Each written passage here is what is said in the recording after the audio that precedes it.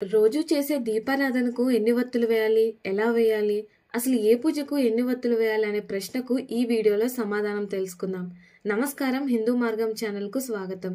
దీపం అనేది అజ్ఞానాంధకారాన్ని తొలగించడానికి వెలిగించే జ్ఞాన దీపం. దీపారాధన అంటే కేవలం ఆచరణ కాదు, ఒక జ్ఞానతత్వాన్ని ప్రతినిధించే ఆధ్యాత్మిక సాధన. దీపం వెలిగించిన ప్రతి ఇల్లు, గృహం నిత్యం పవిత్రతను పొందుతుంది. వత్తి అంటే దీపం వెలిగించేందుకు ఉపయోగించే నూనె లేదా నెయ్యిలో మునిగించే పరికరం. శుద్ధమైన పత్తితో తయారు చేస్తారు. కొన్నిసార్లు మల్లె పువ్వు లేదా వేరే వత్తుల ఆకారంలో కూడా వేస్తారు.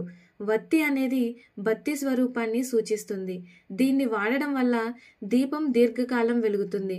ఆకాశ, వాయు, అగ్ని, జ్వాల, భూతత్వాల సమన్వయం ఏర్పడుతుంది.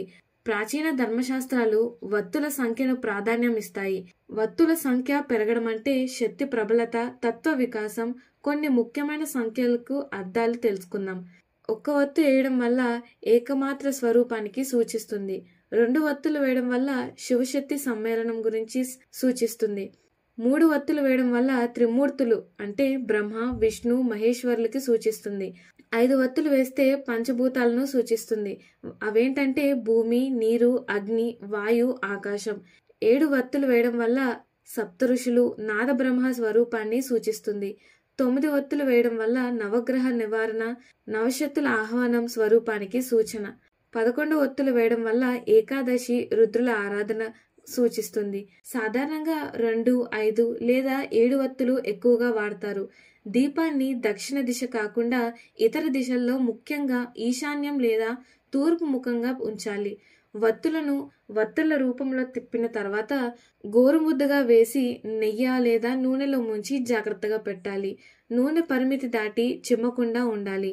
ప్రతి వత్తి స్పష్టంగా వెలిగేలా చూడాలి.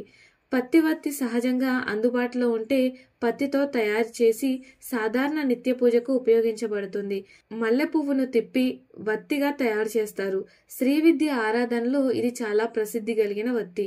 స్వస్తిక వత్తి వత్తులను స్వస్తిక ఆకారంలో అమర్చడం శుభలక్షణానికి సూచకం. పంచవత్తుల దీపం. ఒక దీపంలో 5 వత్తులు పంచభూతాలను సంతృప్తిపరిచే విధానం ఇది. ప్రతిరోజు సాయంత్రం సూర్యాస్తమ సమయంలో దీపారాధన చేయడం శ్రేయస్కరం. ఉదయాన్నే వెలిగించవచ్చు, కానీ సాయంత్రపు దీపం అధికంగా శుభప్రదం. దేవత స్థలాల్లో శుద్ధంగా దీపారాధన చేయాలి. పత్తిని తయారు చేసి నెయ్యి, నూనెలో ముంచివేసి వెలిగించాలి. మంత్రోచ్చారణ లేదా శ్లోక పాఠన చేస్తూ దీపారాధన చేయాలి. పౌర్ణమి రోజు 5 లేదా 9 లక్ష్మి ఆరాధనలతో పంచవత్తుల దీపం వెలిగించాలి. అమావాస్య రోజు 7 పితృదేవతల శుభశక్తుల సమ్మిళితిగా వత్తులు వెలిగించాలి. శివరాత్రి రోజు 1 లేదా 11 ఏకత్వం లేదా రుద్ర ఆరాధన లాగా పూజించాలి. గురు పౌర్ణమి రోజు 9 లేదా 108 గురుతత్వానికి నివేదనగా వత్తులు వెలిగించాలి. దీపారాధన వల్ల వచ్చే ప్రయోజనాలు. నెయ్యి దీపం మెదడు మూడ్ స్టెబిలైజేషన్, న్యూరాన్ యాక్టివేషన్ ని చేస్తాయి. నువ్వుల నూనె శ్వాస మార్గం శుద్ధి చేసి కాలుష్య నివారణ చేస్తుంది. వత్తి దీపం ధ్యాన ఫోకస్ ని పెంచుతుంది. శిశువుల ఎదుట దీపాన్ని వెలిగిస్తే ధైర్యం, ప్రశాంతత పెరుగుతుంది. వత్తుల గురించి చాలా మంది కొన్ని వాస్తవాలు, అపోహాలు చెప్తూ ఉంటారు. వాటి గురించి తెలుసుకుందాం. ఒక వత్తి వేయడం అశుభమని, కానీ కేవలం బత్తితో వేస్తే అది శుభమే అని. 2 వత్తులు మృత్యుప్రదం అంటారు, కానీ అది అసత్యం. శివశక్తుల సమ్మేళనంగా అని పాఠాలు చెప్తున్నాయి. పెద్ద సంఖ్యలో వత్తులు వేసేవాళ్ళు మాంత్రికులను కూడా అపోహ ఉంటుంది. వత్తుల సంఖ్య ఆధారంగా శక్తి ప్రసరణ మారుతుంది. మల్లె వత్తులు, నల్లపత్తి వత్తులు తంత్ర మంత్రాలకు ఉపయోగిస్తారు. వాస్తు ప్రకారం వత్తులు తూర్పు ముఖంగా వెలిగిస్తే జ్ఞాన మార్గం బలపడుతుంది. గణపతికి 1 లేదా 2 వత్తులు వెలిగించాలి.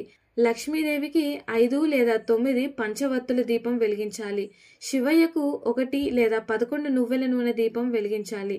సరస్వతీదేవికి 3 లేదా 5 నెయ్యి దీపాలు వెలిగించాలి. నరసింహస్వామికి 7 శాంతికర దీపాలు వెలిగించాలి. వారాహిదేవి, తాంత్రిక దేవతలకు 9 లేదా 11 మల్లెవత్తులు, నల్లవత్తులు వెలిగించాలి.